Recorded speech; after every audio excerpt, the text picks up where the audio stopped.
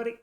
Welcome back to Don't Starve Together. We've almost finished the summer in the caves down here. I did a lot of exploring.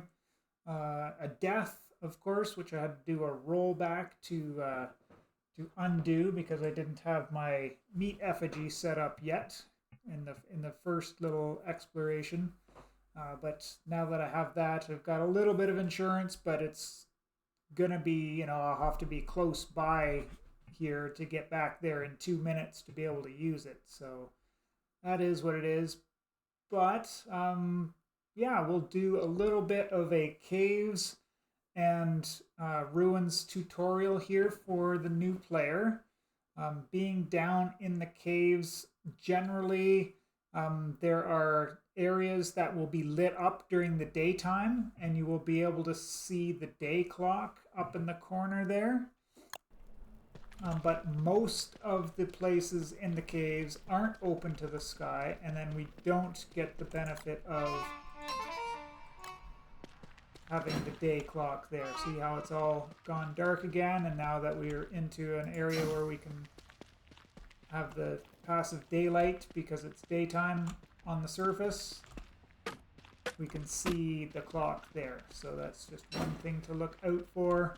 Of course, we always want a light source on us and some light bulbs so that we can refill our light sources. And it is really, really handy to have the tam o'shanter to help keep your sanity up. I have also been using a floral shirt for the entire time while I'm down here to help with the sanity, because it's good with the sanity aura, similar to the tam o'shanter. But in a pinch, if you do start losing some of your sanity, you can find the green mushroom trees down here. You can find green mushrooms sometimes, but it's a lot less prevalent.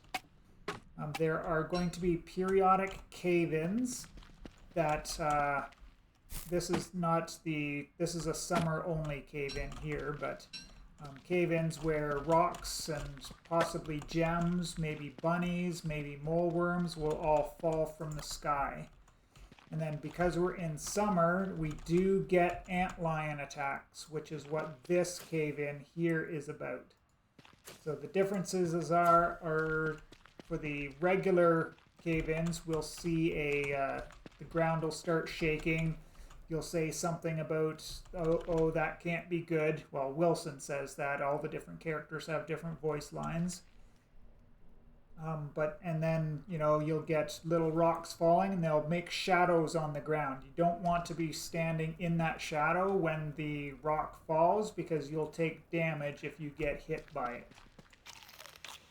For the antlion attacks, you'll start to see like sand fall from the top of the screen onto your character. I think Wilson says, I forget what he says there now, but that'll happen for a few seconds, and then you'll get the rumbling similar to the regular cave-ins, but you'll get these huge piles of boulders come down and just absolutely destroy everything.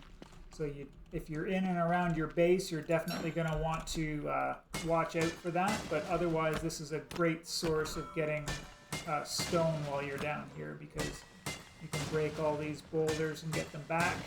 And when I was in my base when I saw that and I had my trees planted over here, I just ran over here to my trees and let the cave-in chop some of my trees for me so that I could get some extra wood there. So that was a little bit of a fun time there, or that's a trick that we can use.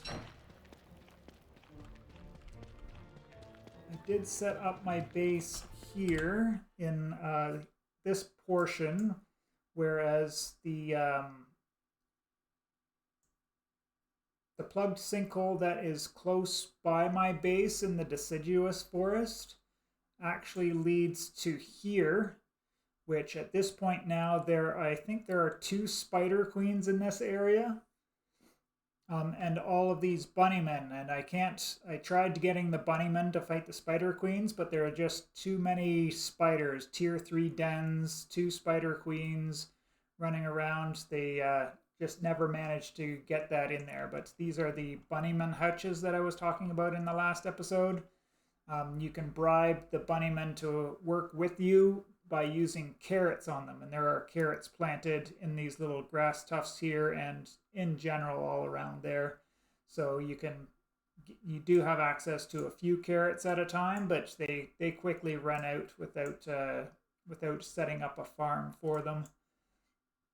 But I'm over here. This sinkhole comes up fairly close to my base, and then this one is fairly far away, but I'm up here because there's some of these light bulbs and the natural light coming in from up above as well, so that I don't always have to be using my miner hat or one of my lanterns. I've got 2 spare lanterns in my base here as well, just in case. So that's it there.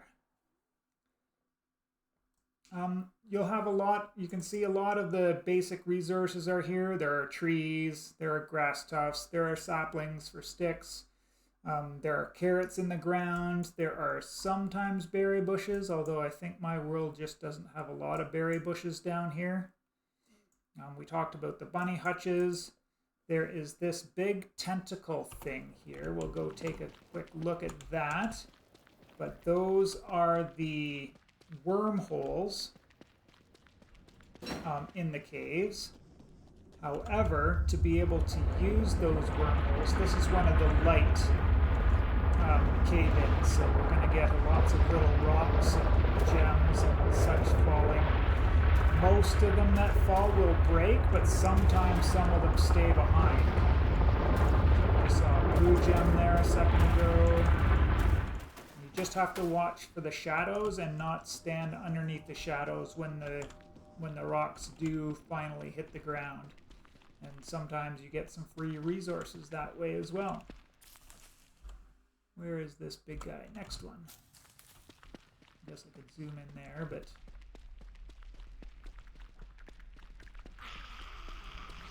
So the big tentacle will look like that. You'll have to attack it, and it will spawn a bunch of small tentacles around it, which will do damage to you. So they are a little bit dangerous, but not too bad if you've got a decent weapon and you can go at it. And then once you've knocked that tentacle down, you can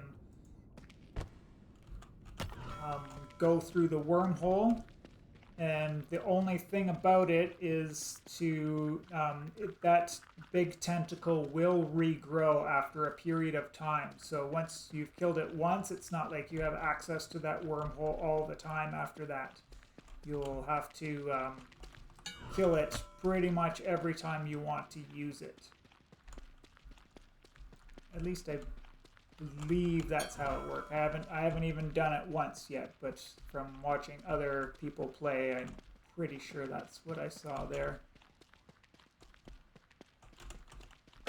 Of course, we've got the twiggy trees in this down here as well, so I've been able to collect up a bunch of sticks. I'm going down here. Got a good amount of resources. I've made myself some armor to go here because we are going to go to the ruins, because I need to get the purple gems to be able to make my shadow manipulator to get the tier 2 magic crafts going, because I do want to start switching to dark swords soon, because I am starting to run out of tentacle spikes. And those are limited in nature to the number of tentacles there are in the world. There are touchstones as well in the caves, but they're few and far between, and mine actually spawned in a super horrible place because we have to go past these cave spider dens. The different kinds of, we've got the regular overworld type spider dens. These are cave spider dens, so they've got some webbing on the ground around them, and you can actually kill these dens by mining them with a pickaxe. So if you want to get rid of those kinds of spiders, you can. The other kind are these cave spiders, which is just a bunch of webbing on the ground, and if you walk onto the webbing, then they come down from the ceiling. As far as I know, you can't destroy these cave spider spawners. I forget what these. I think these are cave spiders, and I forget what these ones are called. The real names of them. Of course, tons of light bulbs. There's different biomes. You know, these grassy biomes, these more swampy type biomes, which there are more tentacles here. So if you're looking to get some more tentacle spikes, you can go to these swampy type biomes. These rocky type biomes. These are semi-passive mobs, slurtles and snurtles. They like to eat rocks on the ground. And if there are no rocks on the ground when they're out and about, if you have rocks on you, like I always carry flint on me, they will then, at that point, they will become aggressive to us, come up, bite us, which will knock one of the rocks out, and then they'll eat that rock. This is a place where a giant or a boss spawns, but this one is empty right now because he is in another location, which I forget off of the top of my head where he is, but there will be a little mushroom in this area with a couple of pawns, some light bulbs, and if you chop that mushroom down, it will start the boss fight. Similarly, this is another cave boss, which is unique to Don't Starve Together. I don't know anything about him, but I assume you have to break down the pillars that are around him because he's chained up there, and then once you do that, he'll get free, and then I think he aggroes onto you. Oh, I've got another touchstone over there. Ah, this is the one. This is the big frog giant boss. Toadstool is what his name is. We've got the blue mushroom biome, so if you need to get blue caps for healing, you can come up here and chop these down. This is the equivalent of the overworld lunar biome.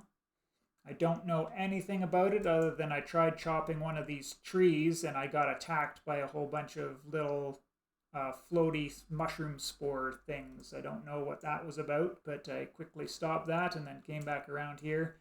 And then there is another bridge going up this way, but it's blocked by a ton of those rock type things that fall when the antlion attacks. So exactly like these rocks here that I showed you all just a second ago. But there's lots of them, so I'll need to bring a couple of golden pickaxes if I want to explore further up in that direction. So once we get to about here, this is where the ruins, quote unquote, section starts. We know that because we start to get into more of these white spiders.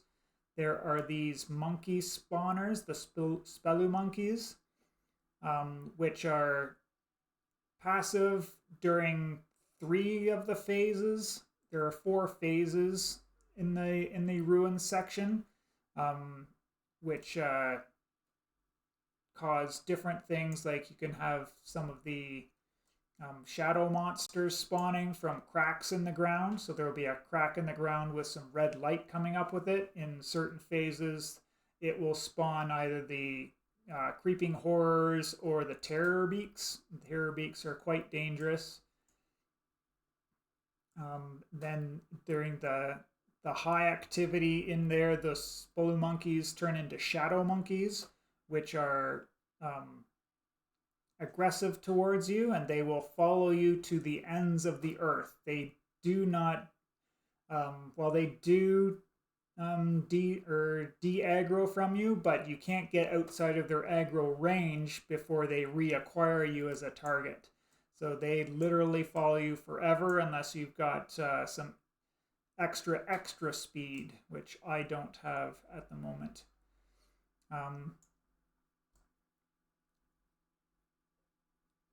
So going along further, there's all these areas here.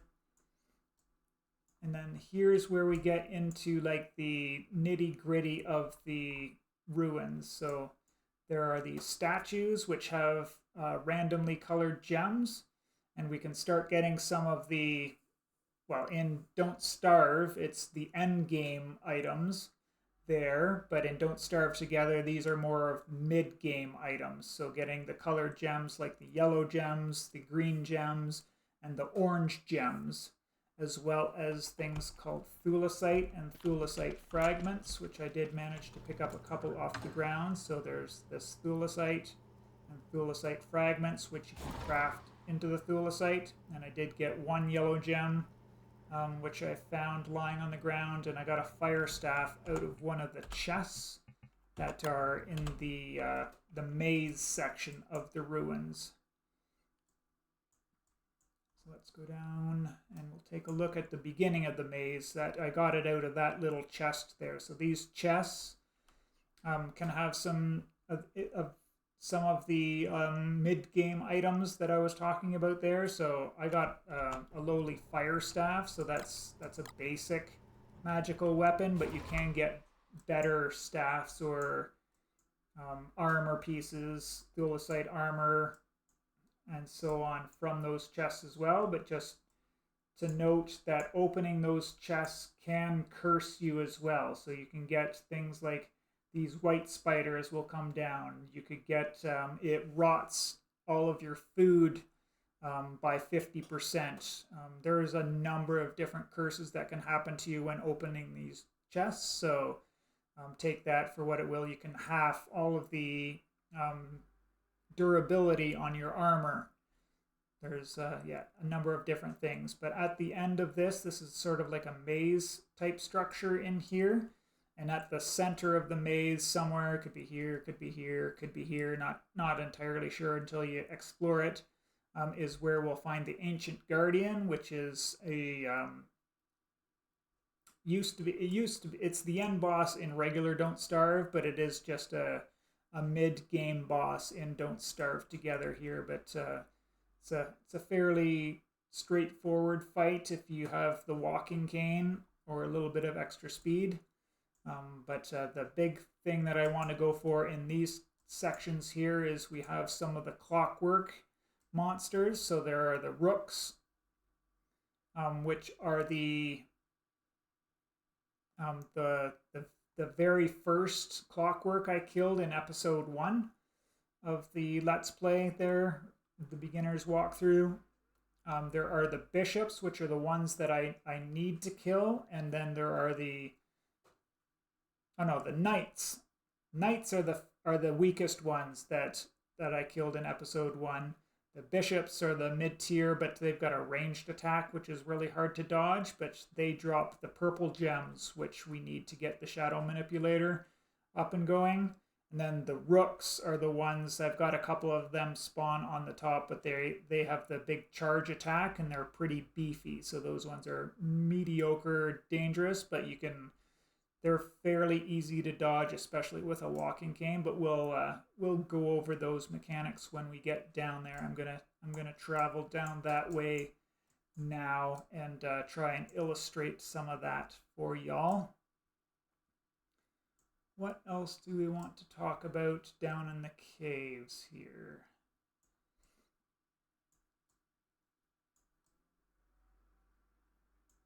I think that's it. It's just there's the only source of regular meats are the bunnymen there, which they spawn in these great big villages, so it can be pretty hard to get them, and they are very strong in combat, so you don't want to be taking on too many of them, and definitely don't fight without armor, because even with perfect kiting you can still get hit by them, and they will take chunks out of you real quick. I guess the other thing is you could grab these bunnymen and fight them against some spiders, and maybe you'll get the meat drop there. But I've almost run out of all of my meat here now. I came down with 20 or so, and I'm down to there. And I didn't bring what I needed to make the bird cage down here, so I don't have access to any more eggs either. But at any rate, I am going to make this journey, and I will bring you all back when we get closer to the ruins. Ah, yes, these guys. These are rock lobsters. You can tame these guys. They can't because they're sleeping, but you can tame these guys with any kinds of rocks. So, flint, stones, gems. You know, the higher quality, the longer that they will follow you for. And this is the guy that was chained up that I was talking about. Nightmare Werepig. I think, yeah, if I mine these pillars, it will break these chains that are holding him in there, and then you've got a fight on your hands after that point.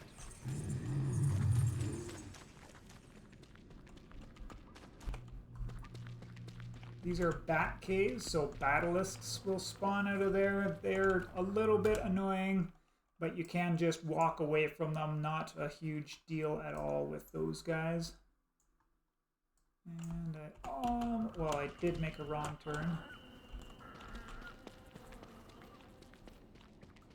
There we go, back on track.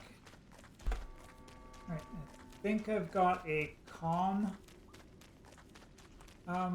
phase here. So there's those spelunkies. They'll follow you around. They'll pick up things off of the ground, so they're a little bit annoying in that regard. But unless you attack them, they're nothing much to worry about, really. Now that we're getting close to this section, I definitely want to have my armor on. There's no clockworks in this one, but I think in the next section we'll have them.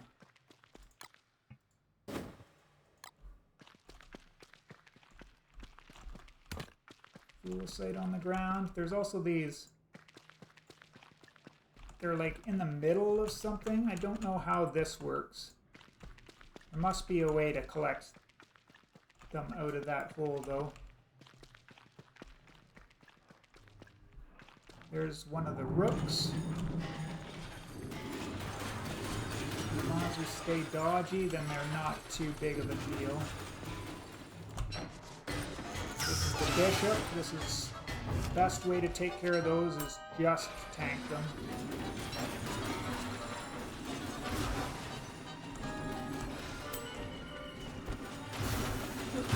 Down to here. You can use these guys when they're charging. They can break things for you too.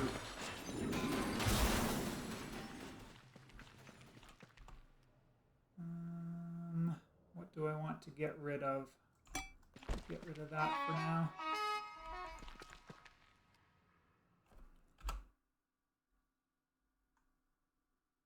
Let's head on up that way. Maybe we can get some more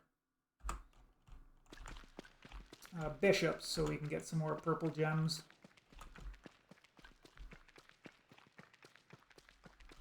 I think I need 2 to make the shadow manipulator. Let's just go and check. Oh, the craft isn't there, so I can't even see it.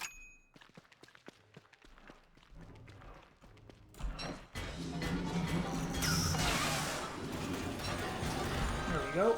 Use the rook to kill the bishop for us.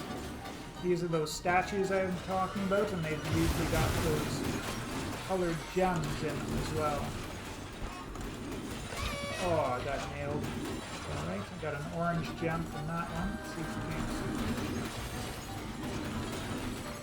So breaking down these walls will get you thulosite fragments, and breaking down the statues will get you full pieces of thulosite.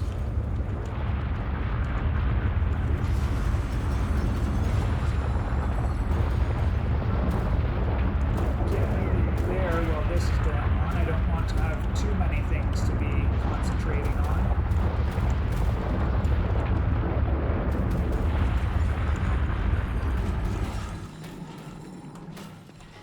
Nope.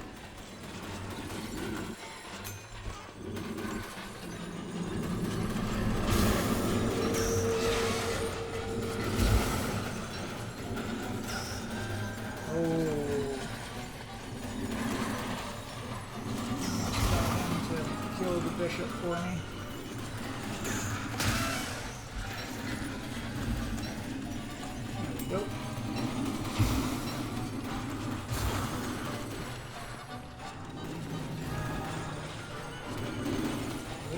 get really, really chaotic down here. So glad I've got the armor. I'm doing okay there.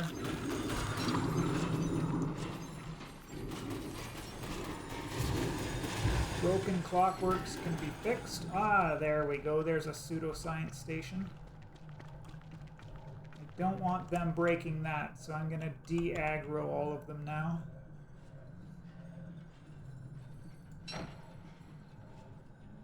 Ah, yes. I did break. I went through a full log suit already. Well, half a log suit. I think that was 56% when I started.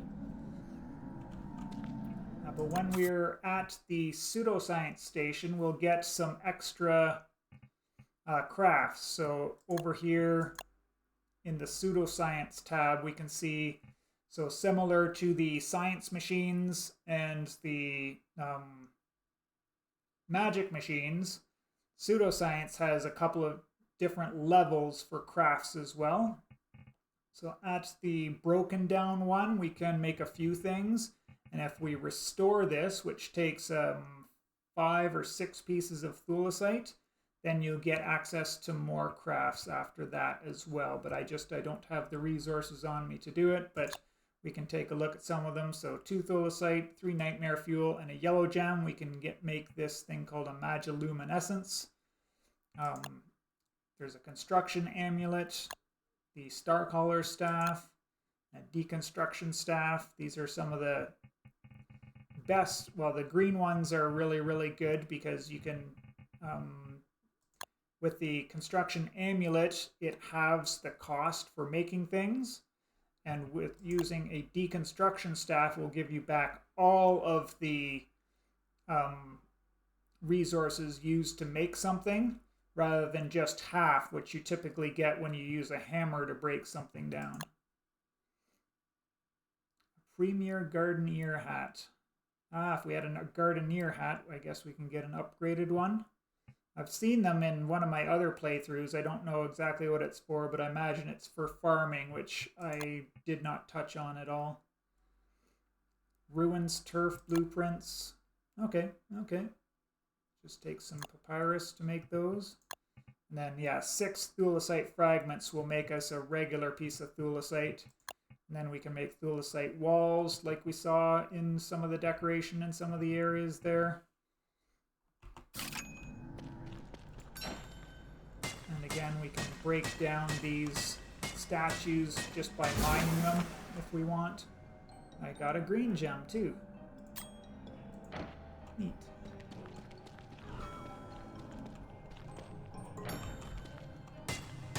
So now we've moved into the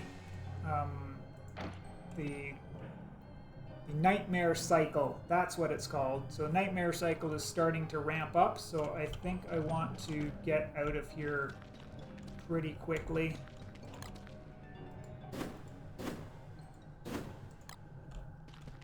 I am going to start going because once those gets to the high stage, then we'll start getting nightmare monsters spawning in those. I don't want any of that.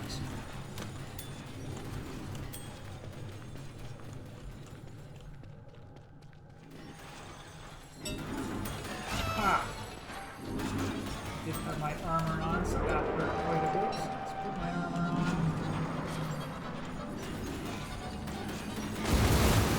A little bit safer. Obviously, nothing can attack the shadow monsters except you, so can't use any environment against those guys. We just have to wait. They will despawn when the nightmare cycle goes back to the calm mode. I'm just going to keep running. I could fight him. I've got a pretty healthy... So fighting these is really similar to fighting the other guys, except they hit a lot harder.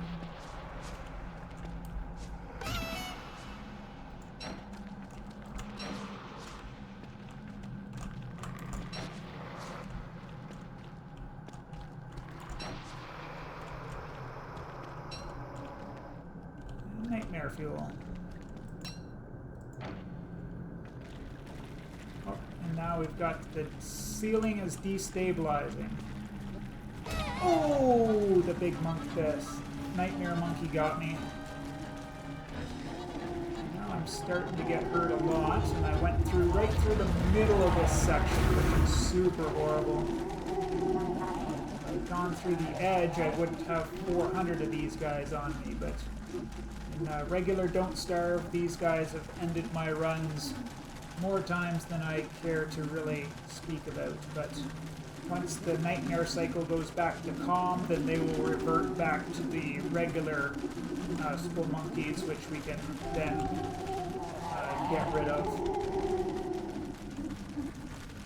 I guess the other thing that I could do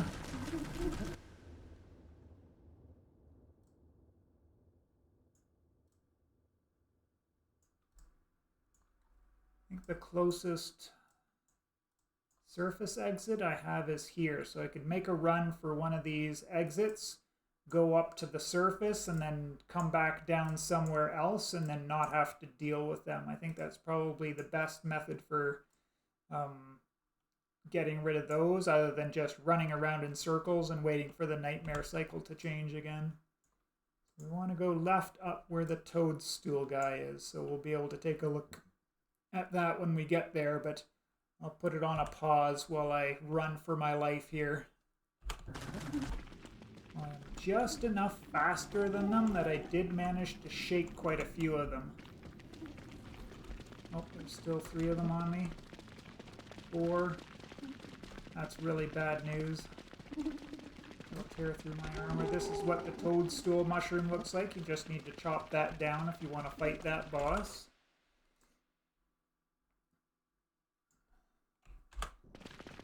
Continue up here. Maybe I can get some of the bunnymen to help me out if they're out. Otherwise, I'm just going to chicken out and run up to the surface and get away from these guys.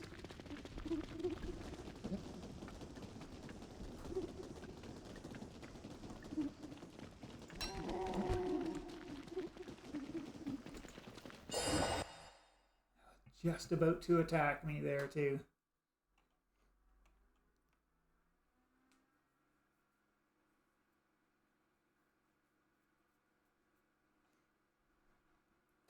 With that, summer should just about be over here as well. Not 100% sure, but yeah, this has still got the orangey tinge of summer, so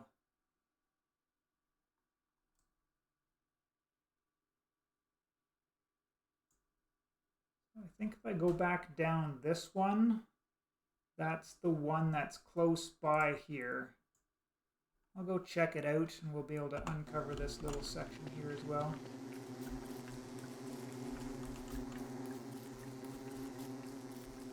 Don't want to be up here too long, especially with wearing a tam o' shanter, which will make me warmer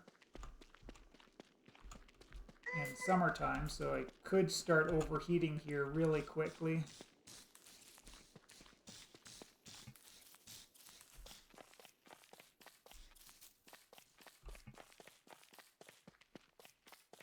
Where does this one bring us down? The plug sinkholes and the overworld don't necessarily correlate exactly with the ruins in terms of distance.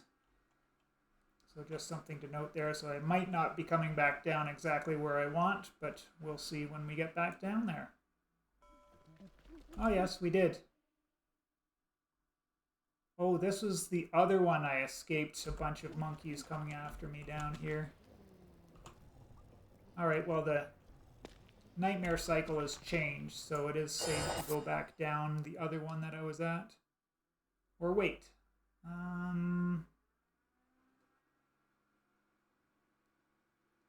Anyways, I'll figure it out. I think that's going to be it for this this beginner's caves and ruins tutorial.